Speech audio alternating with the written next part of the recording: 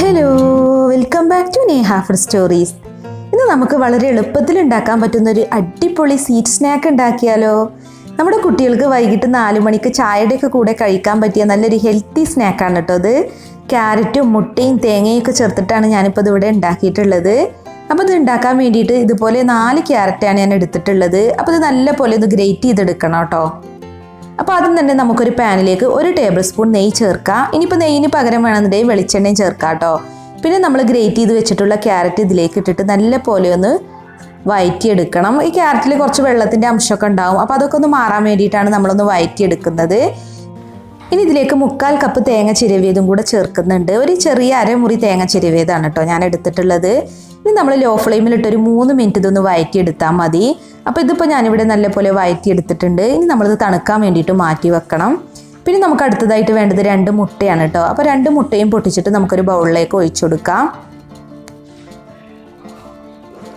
ഇനി നമ്മളിതിലേക്ക് മധുരത്തിന് ആവശ്യമായിട്ടുള്ള പഞ്ചസാര ചേർക്കുന്നുണ്ട്. ഞാനിപ്പോൾ 1/4 കപ്പ് പഞ്ചസാരയാണ് കേട്ടോ ചേർക്കുന്നത്. പിന്നെ പാല് വേണം, അപ്പോൾ ഞാനിപ്പോൾ 1/4 കപ്പ് പാലാണ് ചേർക്കുന്നത്. പിന്നെ ഒരു പിഞ്ച് ഉപ്പും കൂടെ ഇട്ട് കൊടുക്കുക. നമ്മൾ പഞ്ചസാരയൊക്കെ ചേർക്കുന്നതുകൊണ്ട് തന്നെ സ്നാക്കിൻ്റെ ടേസ്റ്റ് ഒന്ന് അഡ്ജസ്റ്റ് ചെയ്യാൻ വേണ്ടിയിട്ട്. പിന്നെ ഒരു ഏലക്ക ചതച്ചിട്ട് ചേർക്കുന്നുണ്ട്. ഇനി ഈ പഞ്ചസാര മെൽറ്റ് ആവുന്നത് വരെ ഇത് നമ്മൾ നല്ല പോലെ ഒന്ന് ബീറ്റ് ചെയ്തെടുക്കണം. അപ്പോൾ ഇതിപ്പോൾ ഞാനിവിടെ നല്ല പോലെ ബീറ്റ് ചെയ്തെടുത്തിട്ടുണ്ട്. ഇനി നമ്മൾ നേരത്തെ വഴറ്റി വെച്ചിട്ടുള്ള ക്യാരറ്റും തേങ്ങയുണ്ടല്ലോ, അത് തണുത്തതിന് ശേഷം വേണം കേട്ടോ അതിലേക്ക് ചേർക്കാൻ. ചൂടോട് കൂടി ചേർക്കുകയാണെന്നുണ്ടെങ്കിൽ മുട്ട കുക്കായി പോവും. അപ്പോൾ നമ്മുടെ സ്നാക്ക് നമ്മൾ വിചാരിച്ച പോലെ പെർഫെക്റ്റ് ആയിട്ട് കിട്ടില്ല. അപ്പോൾ ക്യാരറ്റും തേങ്ങയും തണുത്തതിന് ശേഷം ഇതിലേക്ക് ചേർത്തിട്ട് നല്ല പോലെ ഒന്ന് മിക്സാക്കി എടുക്കുക. ഇനിയിപ്പോൾ നമുക്കിത് എങ്ങനെയാണ് കുക്ക് ചെയ്യുന്നതെന്ന് നോക്കാം. അപ്പോൾ അതിന് വേണ്ടി ഒരു പാനിലേക്ക് 1 ടേബിൾ സ്പൂൺ നെയ്യ് ചേർത്തിട്ടുണ്ട്. ഇനി അതിലേക്ക് നമ്മൾ നേരത്തെ റെഡിയാക്കി വെച്ചിട്ടുള്ള ക്യാരറ്റ് മിക്സ് ഒഴിച്ചു കൊടുക്കാം. എന്നിട്ട് ഒരു സ്പൂൺ വെച്ചിട്ട് നല്ല പോലെ ഒന്ന് പരത്തി കൊടുക്കുക കേട്ടോ.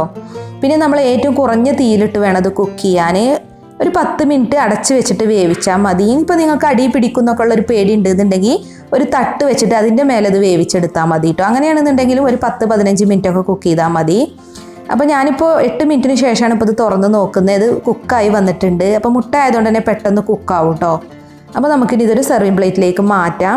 അപ്പോൾ മുട്ടയൊക്കെ ചേർത്തുകൊണ്ട് തന്നെ നല്ല സോഫ്റ്റ് ആയിട്ടാണ് കേട്ടോ ഇരിക്കുന്നത്. തേങ്ങയും മുട്ടയും അതുപോലെ പാലൊക്കെ ചേർക്കുന്നതുകൊണ്ട് നല്ല സോഫ്റ്റാണ്. അപ്പോൾ നമുക്ക് ചെറിയ ചെറിയ പീസായിട്ട് കട്ട് ചെയ്തിട്ട് വേണം അത് സെർവ് ചെയ്യാൻ. നല്ല ടേസ്റ്റാണ് കേട്ടോ. അപ്പോൾ നിങ്ങളൊന്ന് ട്രൈ ചെയ്ത് നോക്കൂ. അപ്പോൾ നിങ്ങൾക്ക് മനസ്സിലാവും. നമ്മുടെ വീട്ടിലുള്ള ചേരുവകൾ മാത്രം മതി. അപ്പോൾ നമ്മുടെ കുട്ടീസിനെ കയ്യിലെടുക്കുക ഈ ഒരു സ്നാക്ക് മതി കേട്ടോ. അപ്പോൾ നിങ്ങളൊന്ന് ട്രൈ ചെയ്ത് നോക്കുക. പിന്നെ നിങ്ങൾക്ക് ഈ വീഡിയോ ഇഷ്ടമായി എന്നുണ്ടെങ്കിൽ ഒന്ന് ലൈക്ക് ചെയ്യുക, ഷെയർ ചെയ്യുക. അതുപോലെ നിങ്ങളുടെ വിലയേറിയ അഭിപ്രായങ്ങൾ കമൻറ്റ് ചെയ്യാനും മറക്കരുതേ.